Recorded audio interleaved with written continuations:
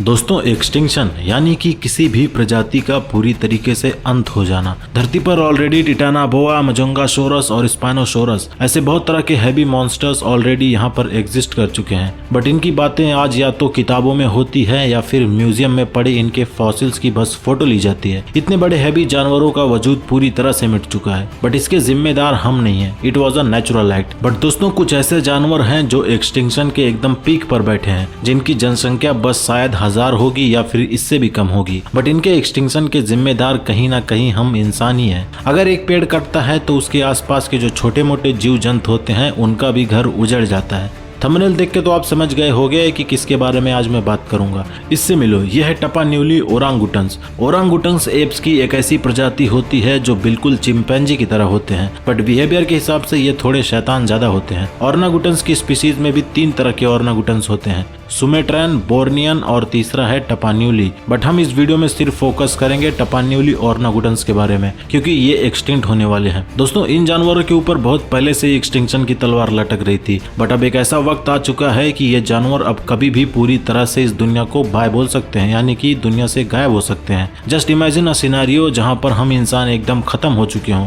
बस गिने चुने मुश्किल से 30 या 40 लोग ही बचे हों। सोचो कैसी जिंदगी होगी हमारी। वैसी ही जिंदगी इनकी हो चुकी है टपान्यूली ओरांगुटन्स की। ये जानवर सिर्फ आपको इंडोनेशिया में ही देखने को मिलेंगे। एक्चुअली पूरे इंडोनेशिया में देखने को नहीं मिलेंगे, क्योंकि बहुत बड़ा इंडोनेशिया है। आपको ये ओरांगुटन्स इंडोनेशिया के एक रीजन है जो कि जिसका नाम है नॉर्थ सुमात्रा। इसी रीजन में एक माउंटेन है बटांग टोरू, एंड इसी बटांग टोरू नाम के माउंटेन पर ये जानवर देखने को मिलेंगे। थोड़ा अजीब सा नाम है, मुझे पता है आप कंफ्यूज हो रहे हो समझने में, बट समझ लो यही है। यहाँ पर जितनी भी स्पीसीज हैं उनमें से इनकी जनसंख्या बस 3% है, यानी कि 3% है, और इनकी टोटल पॉपुलेशन है नियर अबाउट 800। अगर इसमें से भी 1% या फिर 2% ओरांगुटन्स को गलती से भी मार दिया जाता है या फिर इनको यहाँ से निकाल के कहीं और पर शिफ्ट कर दिया जाता है तो इनकी पॉपुलेशन पूरी तरह से खत्म हो सकती है। एंड अगर ऐसा होता है तो समझ लो कि टपान्यूली ओरांगुटन्स ये एप्स की पहली प्रजाति होगी जो पूरी तरीके से एक्सटिंक्ट हो चुके होंगे।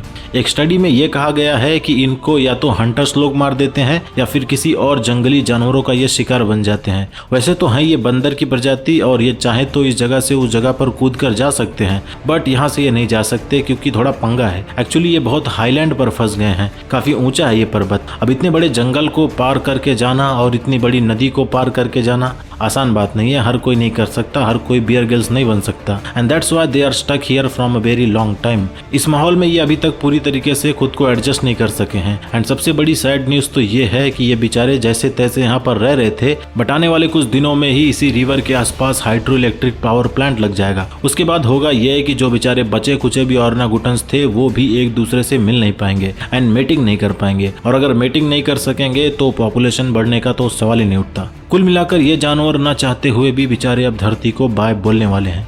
ये हाइड्रो इलेक्ट्रिक प्लांट का प्रोजेक्ट बहुत पहले ही लग गया होता, लेकिन वो तो शुक्र है कि कोरोना बीच में आ गया, जिसकी वजह से काम ठप पड़ गया। एंड चाइना की जो कंपनी इसमें फंड कर रही थी उसको भी कोरोना की वजह से अच्छा खासा लॉस हो गया। सो अभी कुछ दिनों तक या फिर कुछ सालों तक ये काम रुका रह सकता है, बट आखिर कब तक ये बेचारे ऐसे डर डर के जिएंगे। कुछ जाने माने एक्सपर्ट्स ने इस राज्य के सरकार से बात की एंड कोई ऐसा प्लान बनाने का सुझाव दिया जिससे कि इन जानवरों की जान बची रहे। वैसे तो यहाँ की सरकार का कहना है कि हाइड्रो पावर प्लांट लगने के बाद इनको कोई नुकसान नहीं होगा, और अगर चलो मान लेते हैं कि अगर इनको नुकसान इससे नहीं होगा, तब भी इनकी पॉपुलेशन इतनी कम है कि इनके ऊपर एक्सटिंक्शन का खतरा लगा ही रहेगा। Their population is hardly 800। अब आगे जो होगा या तो मंजूर प्रकृति होगा या फिर मंजूर इंसान होगा। I hope and I wish कि इनको निकाल के किसी सही जगह पर डाल दिया जाए बिल्कुल प्रिकॉशन के साथ। एंड ऐसा तभी हो सकता है जब हर एक ह्यूमन यूनाइट होगा एनिमल्स को बचाने के लिए। ये एक बंदे का काम नहीं है। If we can hold our hands then we can give them our hands. None of us wants to do it alone, but once we unite then we can do it. But हमको खुद से ही लड़ने से फुर्सत मिले तब ना। तो इस वीडियो में बस इतना ही। आपको क्या लगता है कि क्या ये जानवर, इनकी पॉपुलेशन खत्म हो जाएगी या फिर बची रहेगी? क्या आपकी नज़र में भी कोई ऐसा जानवर है जो कि एक्सटिंक्शन होने की कगार पर है? ज़रा दिमाग लगाओ और पता लगाकर बताओ कमेंट में कि आखिर वो कौन सा जानवर है। तब तक के लिए मिलता हूँ नेक्स्ट वीडियो में। Tata, bye bye, take care, see you in the next video. और हाँ, जाने से पहले अगर चैनल पर नए हो तो यार बोलना ना पड़े, कर लो सब्सक्राइब चैनल। मिलता हूँ एक नए कॉन्टेंट के साथ।